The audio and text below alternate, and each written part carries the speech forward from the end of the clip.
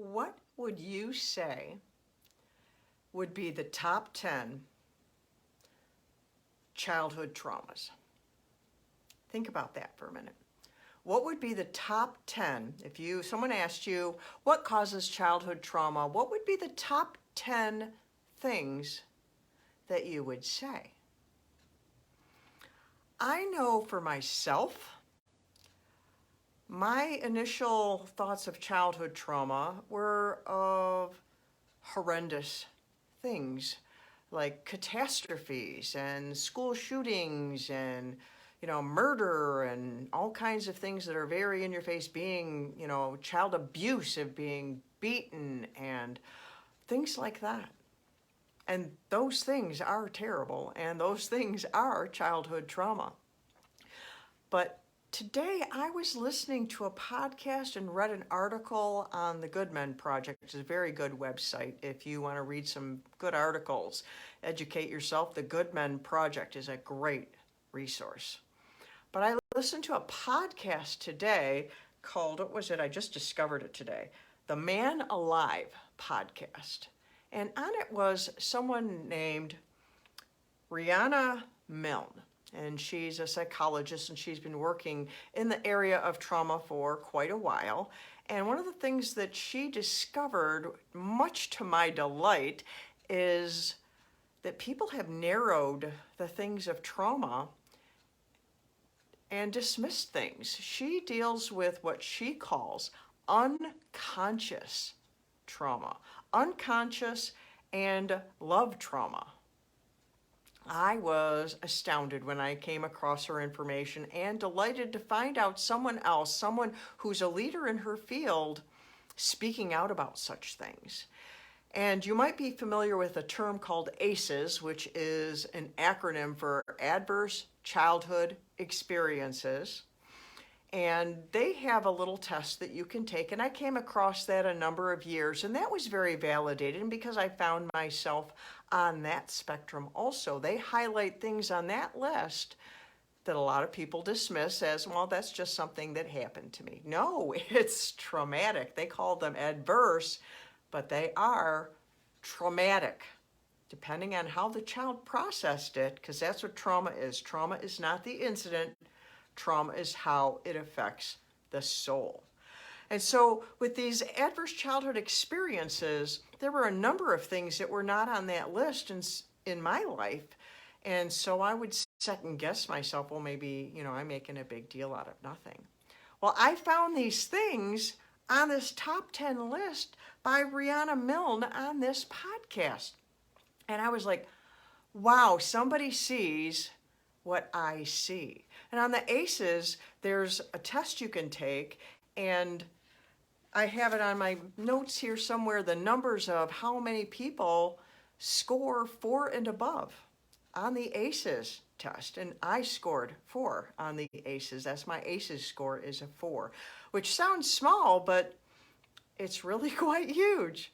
And in these top 10 that Rhianna brought up, I wrote down all of them, and I just listened to this podcast today, so I have not been able to completely process all of this yet, but it's so important. I got to come on here right away and share it with you because I want to help people know things as I know them and bring you with me so you can get healed of these things. The first thing she has on her top 10 list, the first thing on the top 10 list is caretaker and parental addiction of any kind. And a lot of times we hear the word addiction, we jump to drugs and alcohol. But she made it very clear that that is not the only thing. It is not that narrow. There are addictions of all different kinds that parents can have that affect their children. Addiction of watching TV, addiction of eating, addiction of porn, addiction of workaholism, addiction of hoarding was something else she brought up. And she had other things on it. So that's the number one thing on her top 10. Was that something you thought of when I said, what would you say would be the top 10 causes of childhood trauma? Would you have thought of parental or caretaker addiction? Because it takes the parent's attention away from the child. And they don't parent correctly. In fact, the majority of these, or all of these, actually, they remove love from the child's life. And that's why they're left wounded, because they're left with this hole in their life where they need love to be filling it. And so I know that I'm going to be writing about this in the future so that I can elaborate it on so much more than just right here talking to you, but because there are 10 of them and I want to share on them. I want to see if I can connect with Rihanna so that she can share with you, or I can just share what she has to say, because I want you to hear her expertise, because it is profound.